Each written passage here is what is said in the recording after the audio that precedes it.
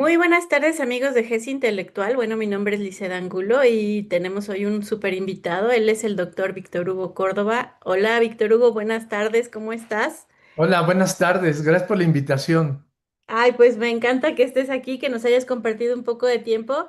Me gustaría compartir un poquito de quién es Víctor Hugo Córdoba.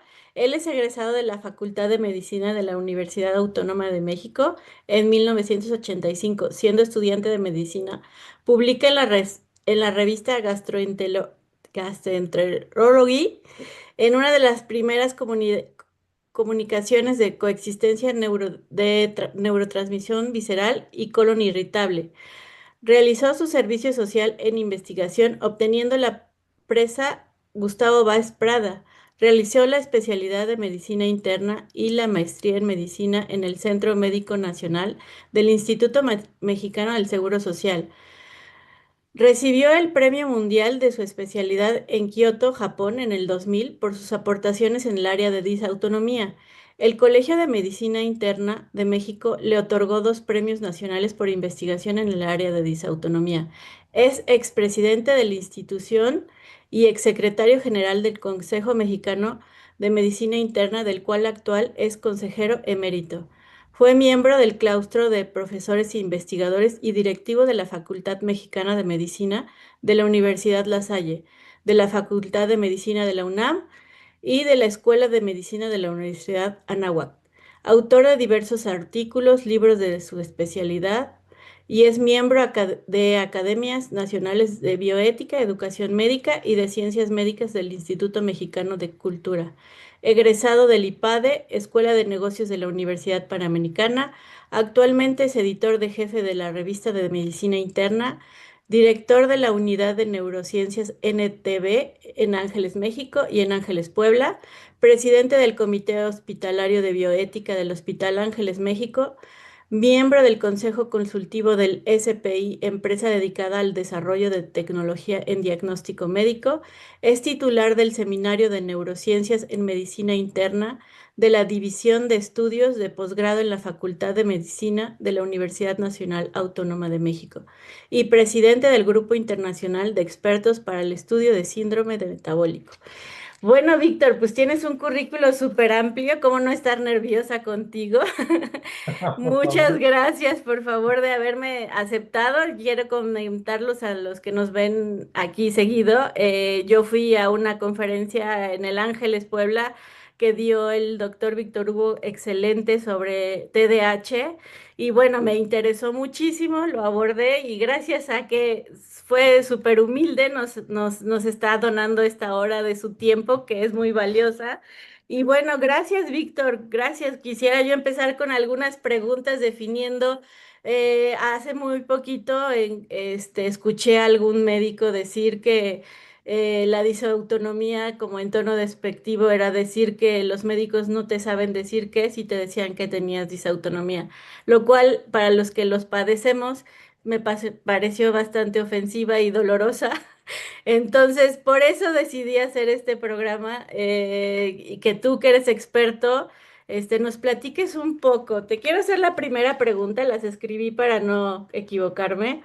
Eh, Cuando hablas de disautonomía, ¿te refieres a un diagnóstico médico confirmado o más bien es el conjunto de síntomas físicos que los pacientes describen como mareos, taquicardia, fatiga y muchas veces se confunden con ansiedad?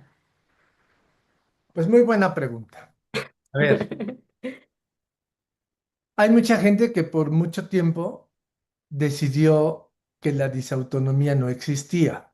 Ujú, Y la razón, creo, ujú, nace de que son efectivamente muchos síntomas aparentemente muy diversos y aparentemente muy cambiantes y aparentemente muy diferentes entre un paciente y otro, pero no es así.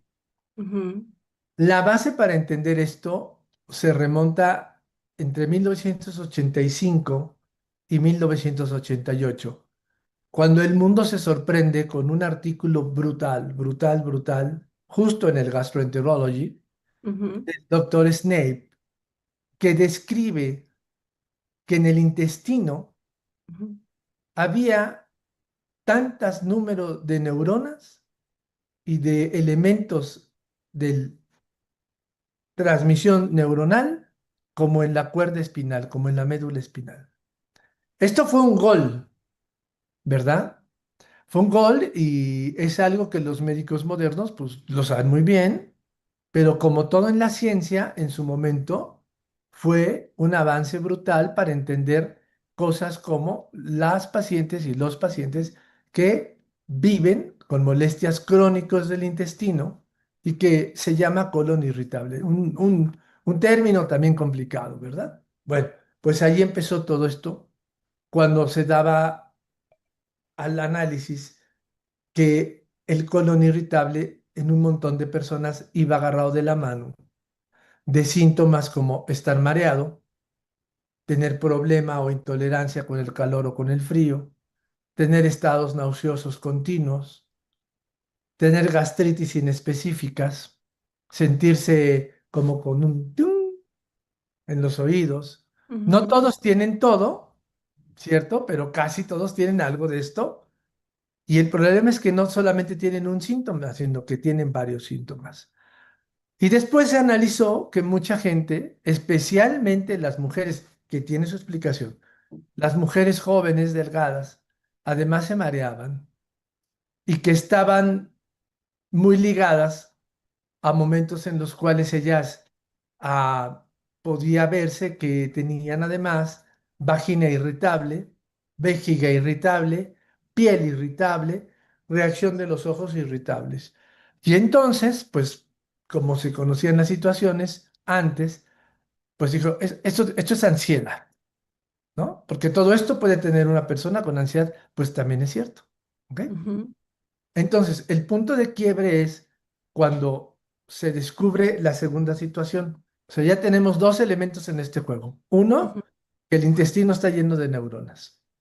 Y dos, el segundo punto fue que los seres humanos, bueno, los seres vivos, tenemos una parte de nuestro sistema nervioso, se llama el sistema nervioso autónomo. ¿Ok? ujú. Y el Perfecto. sistema nervioso autónomo hace lo que se le pega la gana, como buena autonomía. Y entonces a ti la pupila no te pide permiso para hacerse chiquita o para hacerse grande, no te pide permiso. Si viene el estímulo de luz, ella mueve. Y aquí tiene que ver el sistema autónomo. Un ejemplo interesante es, por ejemplo, pues tú tienes la voluntad de masticar, estás comiendo y tienes la voluntad de masticar. Y tienes la voluntad de mezclarlo con tu saliva y mover la lengua. Y tú no te das cuenta, pero es un movimiento tan rápido, tan bien coordinado, pero es voluntario. Tú puedes dejar de masticar en el momento que tú quieras y hasta puedes escupir. Pero una vez que lo que has machacado con los dientes y la saliva lo pasas de aquí, del cuello hacia abajo, ¿verdad? Ya no lo puedes regresar, porque además allí el músculo del esófago es distinto y es como si el músculo del esófago a esa sección está cerrado y entonces es como es una pasta de dientes que le tienes que apretar para que avance y salga la pasta de dientes. Bueno, pues así el esófago. ¿Quién le da la orden de apretarse? Eres tú, pero ya no es voluntario. Es a través del sistema nervioso automático. Y pues resulta pues que ese sistema nervioso automático ya lo sabían los grandes anatomistas de hace muchísimos siglos, cuando en pecado disecaban cadáveres, y después se fue afinando este conocimiento, porque se conoció un nervio muy oculto, muy largo y que iba por muchas extensiones del cuerpo. Y entonces por eso le pusieron el nombre de nervio vago, porque vagaba por el cuerpo. Ok. Pues sí, el nervio vago es uno de los responsables de organizar el impulso automático. Y entonces toca tantos órganos, entre ellos manda señales a tantos lugares, que entonces se armaba un rompecabezas. El sistema nervioso autónomo, que tiene expresiones en el cuerpo, como por ejemplo en el corazón, Ujú, en la capacidad de cerrar o abrir arterias para que la presión se mantenga o no, se descomponía. Y entonces este sistema discompuesto Era el Ujú, sistema discompuesto autónomo y se le llamó disautonomía. Ahora, la disautonomía no son muchas enfermedades al mismo tiempo, es una sola afección, pero en medicina humana y veterinaria sabemos que esta explicación se llama síndrome. Y entonces es esto, cuando hay muchas expresiones en el cuerpo y hay una explicación, hay una manifestación, es un síndrome. Pongo un ejemplo que todo el mundo hemos vivido, el síndrome diarreico. ujú. A todo mundo le ha dado diarrea. Bueno, la diarrea puede ser por muchas cosas, desde algo totalmente benigno, porque me comí unos tacos y me pasé de grasa, la diarrea después en una resaca, después de una fiesta impresionante que la gente se emborracha y al otro día tiene resaca y tiene diarrea, o la diarrea porque tienen un tumor en alguna parte del intestino. Esto es un síndrome.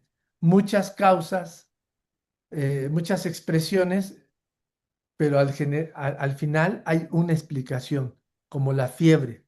La fiebre tiene muchas situaciones y todo el dato de la fiebre. Bueno, pues esto es el síndrome de la disautonomía. Así es que de unos años acá, pues evidentemente se destapó, las organizaciones mundiales, la OMS, todo el mundo lo ha reconocido, ahora lo ha reconocido, y estamos pasando por el proceso científico de que todo el mundo sabe o sabe poco, ¿no? En realidad a veces nadie sabe por dónde hacer o qué hacer. Y durante los últimos 25 años, un grupo de gente nos hemos dedicado a aportar las evidencias científicas para poder ir armando los criterios de diagnóstico y los criterios de tratamiento. Ahora, aquí me gustaría saber, ¿es por una desregulación emocional o no tiene nada que ver esta parte de desregulación? Te lo digo, igual estoy sesgada y pregunto como más como psicóloga, pero tiene que ver algo, me hablas de nervio vago, de la parte parasimpática, simpática, tiene algo que ver que haya esta parte de emociones y incluso habíamos hablado en consulta del tema que se habla, ¿no? Del trauma, todo este tipo de cosas que se están investigando, que no hay nada concreto que se sabe hasta ahora. Vamos a ver, tiene que ver con las emociones, Ujú, que las primeras descripciones llamaban a los pacientes o a las pacientes que tienen una personalidad tipo A de las que describió Freud. Ansiosos, no les gusta llegar tarde, son muy limpios, son muy ordenados, son muy inteligentes, son muy obsesivos, son muy rápidos, les encargas algo y todavía no terminas y ya tienen 25 soluciones y durante el día te mandan 300 opciones y les aterra perder un avión, bla, bla, bla, bla, bla. Bueno, pues hay una explicación de una parte del cerebro que produce la sustancia para que ellos o ellas sean así, pero no es al revés, o no es porque o son deprimidos o son ansiosos que les da esto. No, es parte de esta fiesta de síntomas. También tenemos gente que presenta disautonomía de mayor o menor grado y no tiene tantas expresiones emocionales. Vamos, si la condición fuera ser ansioso o la condición fuera tener una depresión, pues quien no tuviera la ansiedad y no tuviera la depresión no tendría los síntomas y no es así. La explicación es que algunos los tienen más, otros lo tienen menos, porque estamos hablando de síntomas en las personas que se expresan gradualmente, totalmente o parcialmente, dependiendo del paciente. ok. O sea que no solamente estamos hablando de síntomas digestivos, térmicos o de energía, sino también una gama, como dirías, una morfología distinta también en la parte emocional. En la parte emocional encontramos a gente y asociaciones, que no quiere decir que sea la causa, asociaciones con pacientes que viven con ansiedad, con pacientes que viven con distimia, que es una forma de depresión, y con Ujú, pacientes que viven con trastorno de déficit de la atención, con o sin hiperactividad, y evidentemente con pacientes que viven con un trastorno obsesivo compulsivo.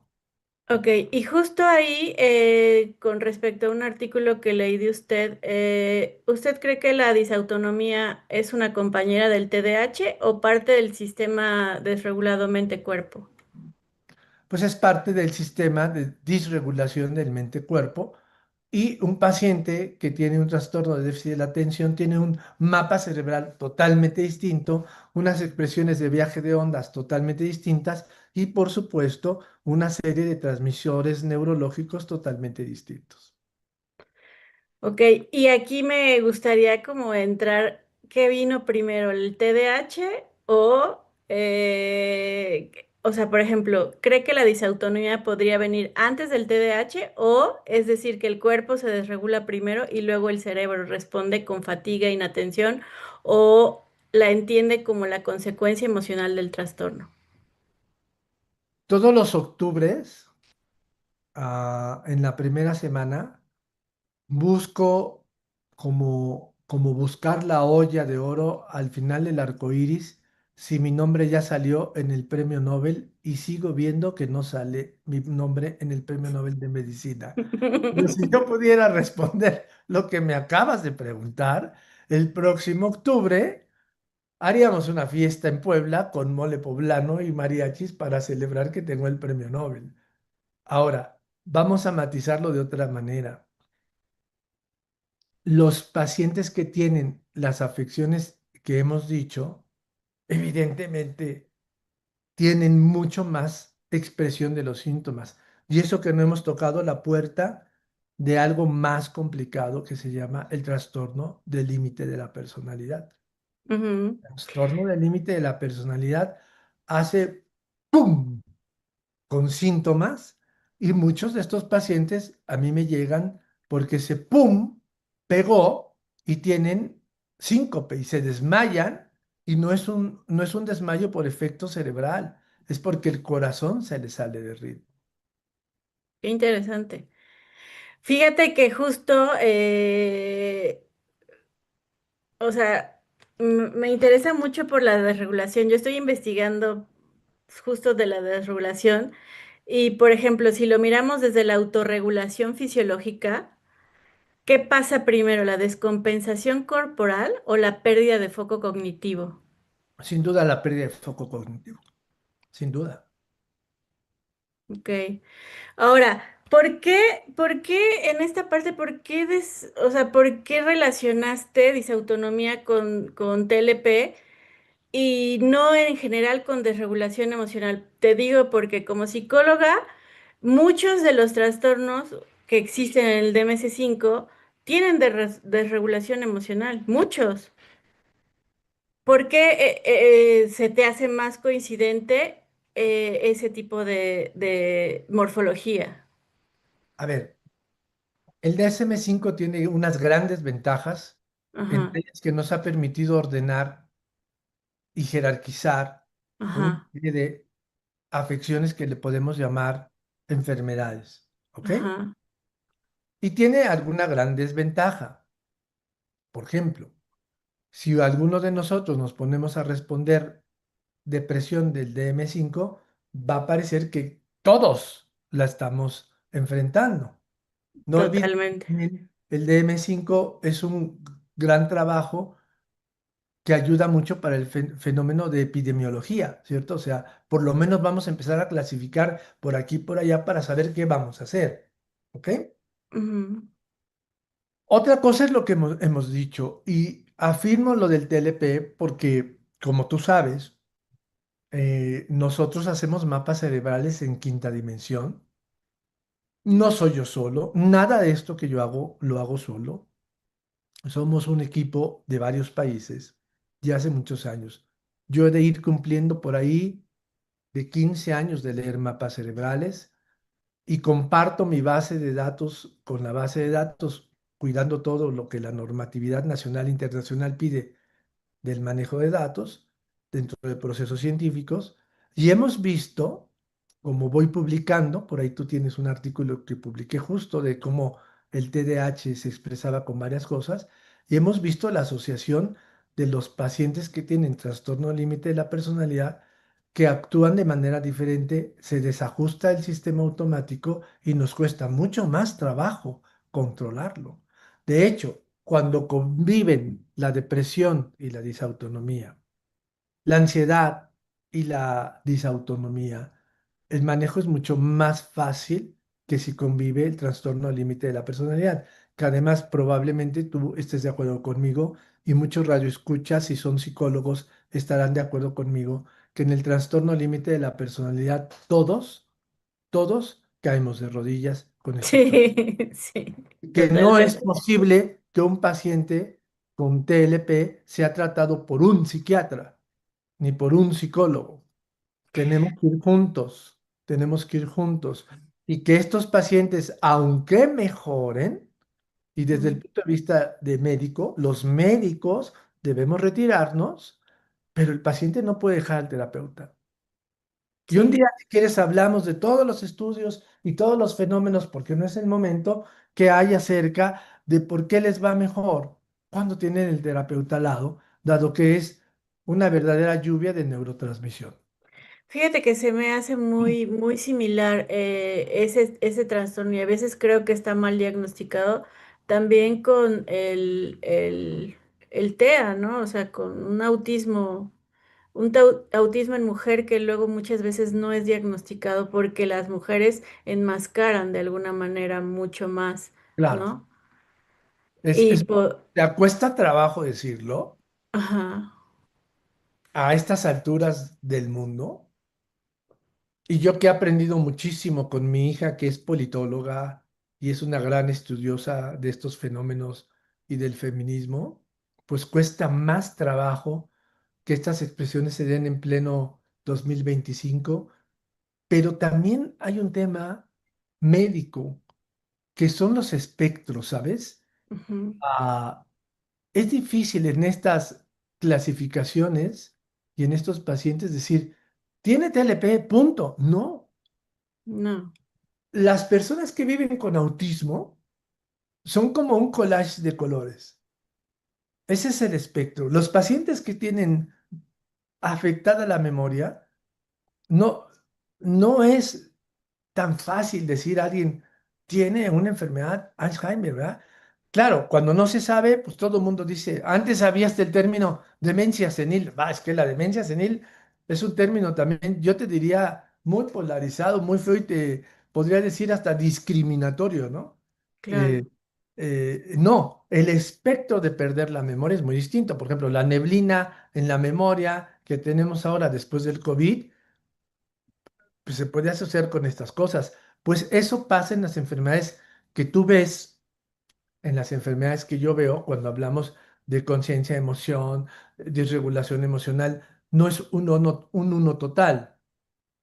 Hay muchas pruebas neuropsicológicas muy bien hechas, pero también sabemos que tiene un porcentaje de que en la prueba puede salir eso y probablemente el paciente no lo exprese, ¿cierto? Sí, También totalmente. en el mapa cerebral yo te puedo decir, mira, este mapa cerebral con estos receptores que no se posición parecería de una persona que debería de expresar datos de esquizofrenia y no los expresa. Entonces, este porcentaje de que aunque salga en el estudio o en la conclusión del neuropsicólogo, no sucede en el paciente, es parte de los espectros. Totalmente. Bueno, pues ya vamos terminando como las preguntas, ya se nos fue un poco el tema, ya nos desviamos, pero qué diría que la disautonomía actúa como freno al cuerpo o inhibe la impulsividad o es como un estado de sobrecontrol tenso, casi defensivo? Las tres, Ok. las tres. ¿Nos podrías dar como algo así, como un ejemplo o cómo lo podríamos interpretar? Pues es que hay pacientes que viven con los síntomas de acuerdo a cómo esté el fenómeno emocional en ese momento y cómo esté el fenómeno ambiental. ¿No? Ujú, Hay pacientes que están muy controlados, se van a Cusco para conocer por ese lado y entre la altura y el frío se descuajaringan todos y empiezan con los síntomas o se van a un safari fotográfico en África y me llaman diciendo me siento fatal, ¿no? Entonces, a mis pacientes que viven con esto y que van a salir a sitios extremos, hasta les hago un kit de llévate todo esto por si puedes y una cartita para que no tengan problemas en la aduana. Y hay momentos donde les digo, pues la pastilla roja con electrolitos, y bueno, hay lugares donde no me confío a que esto pase y se llevan los electrolitos que se compran para los atletas, ¿no? Cada paciente puede tener una expresión distinta, influenciada por muchas otras cosas, ¿no? ¡Pum! La pubertad, ¡pum! ¿No? ¡Pum! Y en cambio, muchas de mis pacientes que han estado con esto se embarazan y mejoran sustantivamente. Entonces, el Víctor Hugo ha dicho que para que se me quite la disautonomía me voy a embarazar. No, no, yo no he dicho eso, no, yo no he dicho eso. Ujú, He dicho de la asociación que existe con estas pacientes. Y tengo muchos pacientes eh, que tienen disautonomía y que está todo muy bien controlado y el negocio empieza con problemas, el negocio empieza con problema de flujo, y empieza la expresión nuevamente de todos los síntomas. Hablábamos un poquito de la violencia emocional que puede ser en un cerebro el trauma. ujú, Bueno, también hemos observado que muchas pacientes y muchos pacientes no podemos mejorar ciertas cosas de la disautonomía porque tuvieron un trauma. Lo vemos con gente que ha vivido un secuestro. Lo ujú, vemos con gente que ha vivido una ruptura familiar muy fuerte. Ni siquiera hablo de un divorcio. Dice, y tú como psicóloga lo entiendes perfecto y mucha gente que nos está oyendo también, porque una cosa es divorciarte y otra cosa es la tragedia familiar. Hay familias que por su estructura el divorcio es como un trámite. Siempre hay cosas, ¿no? Difíciles, pero hay otras que realmente es una tragedia familiar. Hay muchas maneras y muchas condiciones para divorciarse. Pues ese es otro ejemplo. Y bueno, el terrible, el abuso sexual en hombres y mujeres. Cuando tenemos un paciente con disautonomía y encontramos que en su historia de vida han tenido una violación, la expresión, y aquí vienen muchos debates, no, pues que es por esto, que es por otro. Sí, pero la expresión es real, el cerebro cambia, las expresiones cardíacas cambian, la presión cambia. Y bueno, pues este es un momento donde me gusta mucho tu pregunta porque resbalamos, ¿verdad? Y seguiremos resbalando entre qué está antes, qué está después, pero sabemos que son expresiones de neurotransmisión y el cerebro no solo vive del ahora, el cerebro vive mucho del pasado, vive mucho del pasado y se estructura del pasado.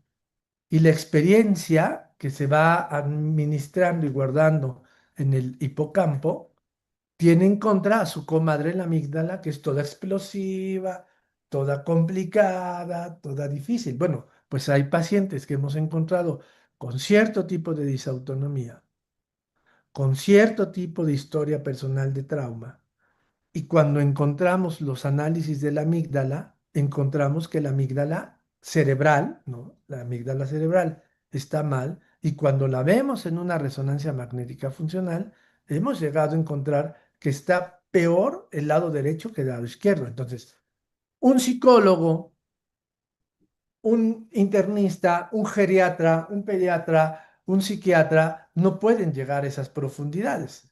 Necesitamos los estudios y necesitamos la experiencia científica. Nosotros hacemos estos estudios y participamos en los temas de compartir como experiencia científica. Bueno, eso me gustaría como dejarlo al último porque creo que están utilizando inteligencia artificial, ya tienen el mapeo justo de las personalidades. Algo así estaba yo escuchando que ya está innovando, ¿no, doctor? Porque todo esto es algo que es muy fresco. Como le decía, es algo que usted está estudiando desde hace mucho tiempo y me gusta porque aparte es atrevido, ¿no? Porque es atrevido. Pues sí, acabamos de estar en un lugar donde todo el mundo decía que había un diagnóstico y era solamente clínico. Ujú, Y sí. yo llegué a romper la fiesta con la banda norteña diciendo, a ver, esto que he dicho, ¿no? Pues no puedes ver la amígdala. Ujú. exacto. Y claro, eso causa mucha controversia, ¿no? Siempre Bueno, que hay un descubrimiento científico, causa controversia y las controversias se paran cuando publicas en una revista científica. de acuerdo. Bueno, aquí me gustaría preguntarte, tal vez suena un poco repetitivo, pero ¿cómo separa la activación simpática, ese cuerpo de alerta o la capacidad real de control, autocontrol cognitivo? Porque a veces parece lo mismo, pero funciona muchas veces al revés. Y justo esto, ¿no? Que cómo llegan al diagnóstico. O sea, es que es muy complejo. No es muy complejo. Hay criterios clínicos y criterios que necesitamos máquinas. De las máquinas que más utilizamos es la prueba de inclinación, la Ujú. grabación del corazón, la grabación de la presión arterial. Hay pacientes que debemos someter a un electroencefalograma de 24 horas, deben dormir en el hospital y nosotros ver cómo se funciona con el paciente dormido, ¿ok?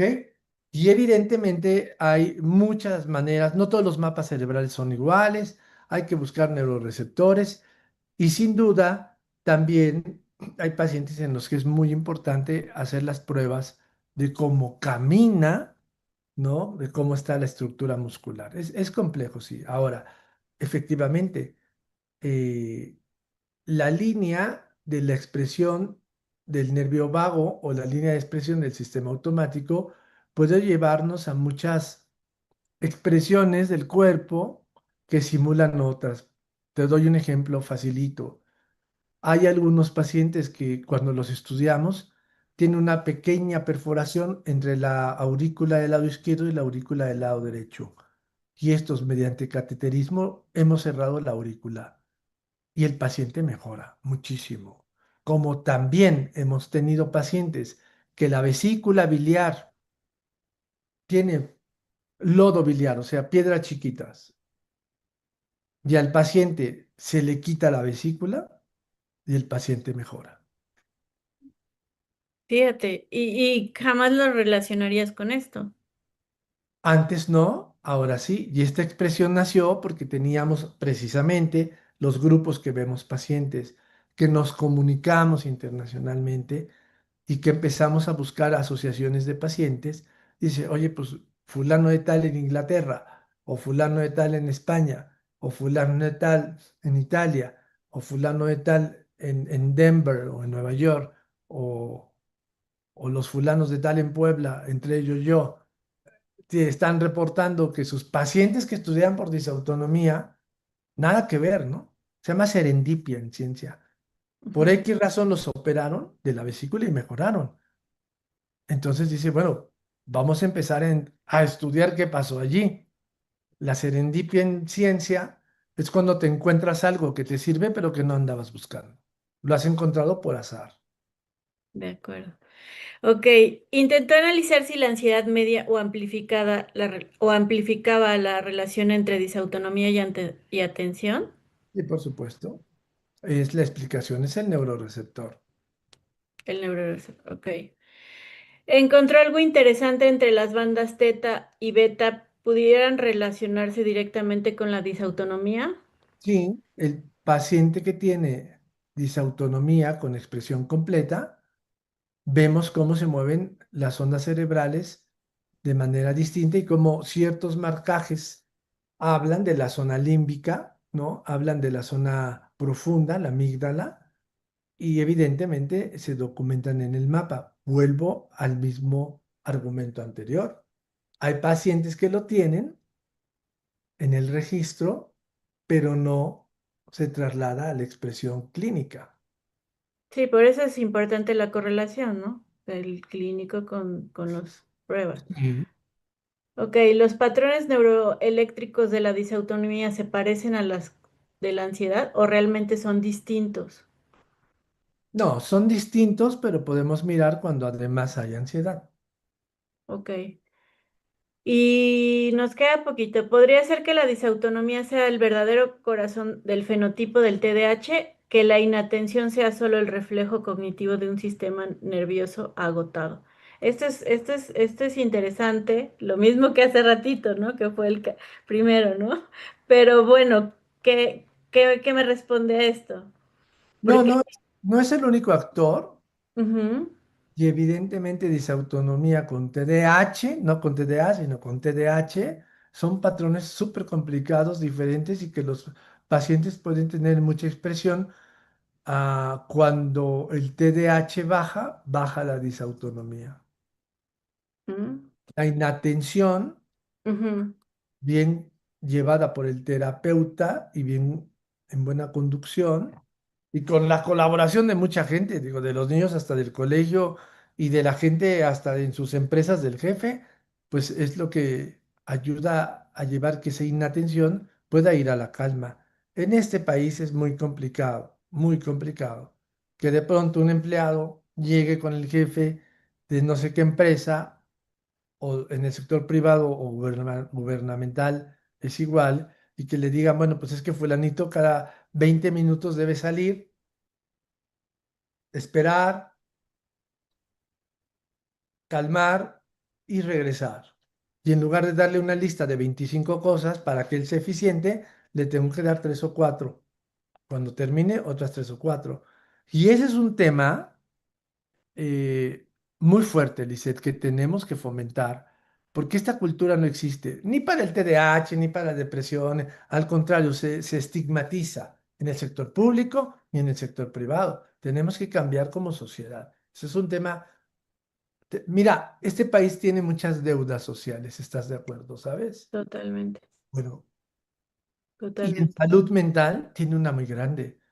En salud mental no tenemos ni siquiera dónde internar adecuadamente a nuestros pacientes que están en una crisis brutal, y hay enfermos que se ha demostrado que si tienen un internamiento bien conducido y bien llevado, mejoran mucho. Sí, fíjate que una de las cosas que yo hice justo en mi intervención en servicio, hice un proyecto social de la regulación emocional y una de las cosas era implementar muchas estrategias para que los alumnos tuvieran estas estrategias de regulación emocional y de modo preventivo, porque estas cosas nadie nos las enseña y podrían evitar después algo peor, ¿no? Y también por eso me gusta más la psicología conductual, porque es nuestra rama. Nosotros no nos podemos meter al área médica, pero sí trabajar en conjunto con ustedes para lo que dices, una educación, una cultura mucho más conductual y que los lleve a una prevención, ¿no? Es correcto. Y en este caso, de la pregunta anterior, los estimulantes en realidad si fuera el caso, estaríamos tratando estimulantes, algo que en realidad pide regulación automática más que dopamina, ¿no? Sí, así es. Fíjate, eso es algo delicadísimo, porque con cuántos, o sea, lo que hablabas tú en tu conferencia, cuántas personas toman esto y después la necesidad de eso es mucho mayor. O los hace buscar otras cosas como drogas. Por eso muchos adultos TDAH tienen consecuencias de adicciones, ¿no? Es correcto. Y sobre todo es una de mis tesis acerca de que si vamos a prescribir un fármaco en estos pacientes o si vamos a prescribir eh, una serie de situaciones que lo va después a poner en riesgo, deberíamos de intentar hacer los protocolos completos. Y los protocolos completos incluyen estudiar eléctricamente el cerebro. Y luego, ahora, por fortuna, pues tenemos las tecnologías para hacer estimulación eléctrica o estimulación magnética. Y por eso tú lo sabes, lo hemos hablado en nuestra relación fuera de este ambiente de entrevista, que yo señalo muy fuerte a la gente que hace las estimulaciones y que no hace un mapa previo. Y que en ningún país de alto nivel científico se hace sin un mapa previo. De acuerdo. Ahora sí, Hugo, me encantaría que nos dijeras qué es lo que estás haciendo actualmente, cómo estás innovando esta parte, qué parte de la inteligencia de la inteligencia, la IA, se está ocupando, qué es lo que estamos, buscando con todo esto. Cuéntame un poco. Estamos determinando todo esto que hemos hablado a través del mapa cerebral y las secciones del mapa cerebral y los receptores, y hacemos los estudios y son leídos por un neurofisiólogo mexicano que no sabe datos del paciente, por un segundo neurofisiólogo mexicano que no sabe datos del paciente y un tercero que sabe los datos del paciente. Y entonces hacemos un ejercicio en que todo lo que los tres han dicho positivo se toma como tal y todo lo que los tres han dicho negativo se toma como tal. Esto en medicina es muy frecuente. Se llama verdadero o falso, positivo o Falso negativo, positivo. Ujú. ¿no? Con lo cual, en las pruebas diagnósticas nos hace sacar dos datos específicos que en estadística se conocen como sensibilidad y especificidad. Esto es, qué tan útil es esta prueba para realmente detectar lo que andamos buscando o qué tan clara es esta prueba para decirnos esto no corresponde a lo que estás buscando. ¿Ok? Esto es azar. Pero bueno, y estos datos los comparamos contra unas ecuaciones matemáticas y los hemos metido a inteligencia artificial para saber cuánto de esto la inteligencia es capaz de detectar. Ah, lo usamos también así porque la lectura visual de los mapas, la lectura real, puede llegar a un error natural. Se han hecho muchas pruebas donde inclusive un radiólogo en una placa de tórax puede ver una tras otra, tras otra, tras otra, y sucede que en determinado momento califica la misma placa que ya vio con algunas modificaciones. Esto se Ujú. llama la variabilidad de quien ve la placa adentro de este observador. En estadística se llama variabilidad intraobservador. Pero también hay una variabilidad entre lo que yo leo y lo que tú lees, que es la variabilidad entre los observadores, interobservador. Nuestra apuesta con inteligencia artificial es disminuir el grado de error humano. Ok. ¿Qué otras ventajas le encuentras a todo esto, Víctor? A la inteligencia artificial, Ujú, neurociencia, la ujú, gran capacidad del análisis de la base de datos en el cual yo puedo buscar si alguien muy, muy, muy, muy similar a Víctor Hugo, en edad, en género, en cultura, en religión, en estudios universitarios, en que si es diestro, en que si es zurdo, en que si es del lado norte del mundo o del lado del sur del mundo, si se parece o no. Y esto nos da muchos elementos para poder decir, a ver, el rango de esta onda que viaja del occipital al frontal es tal ujú. en pacientes, en otros Víctor Hugos, ¿ok? Y le vamos a llamar a ese grupo el grupo contra el que comparamos al Víctor Hugo, el grupo control.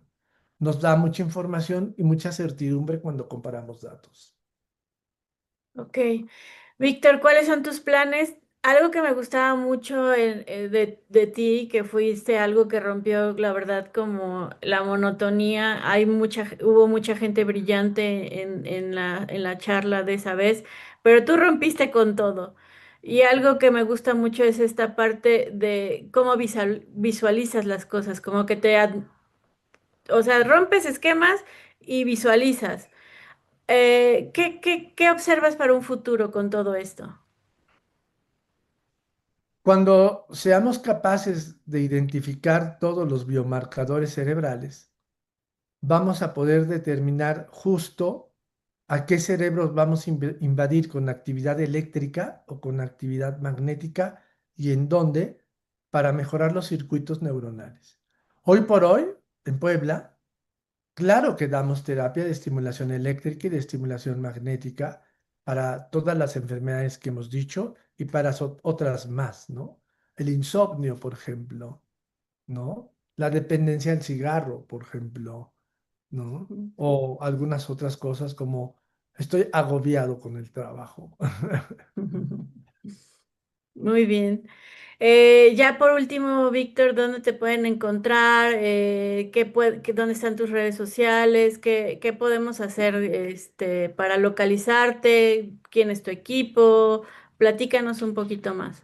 Bueno, pues yo estoy en el Hospital Ángeles Puebla, en el piso 17 de la Torre 1 y en el Hospital Ángeles México, en la Torre 1 en el piso 10 y en el Hospital Ángeles del Pedregal, en la Torre Ángeles, en el piso 10. A mí si me googleas, ahí me vas a encontrar. Mis redes sociales son NBT en Instagram, en Facebook, o mi nombre en Sale. Facebook y en Twitter, Hugo Córdoba. Mi equipo se conforma por a neurofisiólogos del Instituto Nacional de Neurociencias, neurofisiólogos del Instituto de Neurociencias de la Universidad Nacional Autónoma de México en el campus de Juriquilla, y tenemos internistas, pediatras y neurólogos que además han hecho la maestría y además han hecho neurociencias. Así es que los mapas cerebrales podemos hablar, dependiendo del tipo de afección que nos preocupa, con gente que está entrenada para leer esto. El otro equipo que tengo, por supuesto, pues son las psicólogas que llevan la carga de tratamiento y del paciente, y el equipo de psiquiatras, encabezado por la doctora Miriam Feria, que se formó en el Instituto Nacional de Psiquiatría, que es una gran colaboradora y una gran clínica y que orienta mucho el tema de los tratamientos. Y por supuesto, tenemos geriatras y tenemos pediatras porque hay casos muy especiales en los extremos de la vida. Muy bien. Tratamientos para el Alzheimer actualmente, ¿qué se está haciendo? Bueno, primero se necesita saber qué realmente es la enfermedad, ¿no? Porque hay muchos mal diagnósticos, estaba yo escuchando, sí. Diagnósticos que no son tan finos para poder decir que alguien lo tiene. Ujú. Y luego de esto, bueno, hay una serie de fármacos que están, parece, innovando en esta circunstancia. Si tomamos en cuenta en qué momento encontramos las alteraciones de la proteína tau y bla, bla, bla, y a algunos pacientes con ciertos criterios los estimulamos de manera magnética, estimulación magnética transcraneal. Aún con todos estos esfuerzos, tenemos poco éxito en muchos pacientes que tienen el espectro de Alzheimer. ¿Qué nos preocupa en estos momentos?